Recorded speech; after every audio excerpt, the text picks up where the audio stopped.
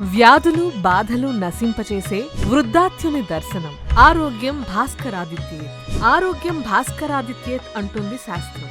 ఆరోగ్య ప్రదాత అయిన సూర్య భగవానుని ఆరాధిస్తే ఎలాంటి అనారోగ్యాలైనా పటాపంచలైపోతాయి. ప్రతిరోజు స్నానం చేసిన తర్వాత సూర్యునికి అర్ఘ్యం ఇవ్వడం, ఉదయిస్తున్న సూర్యునికి ఎదురుగా నిలబడి సూర్య నమస్కారాలు చేయడం, ఆదిత్య హృదయం పారాయణ చేయడం ఇవన్నీ సూర్య ఆరాధనలో భాగమే. అయితే వారణాసిలో వెలసిన ఈ స్వామిని దర్శించుకుంటే ఎంతటి మొండి రోగాలైనా తొలగిపోతాయంట.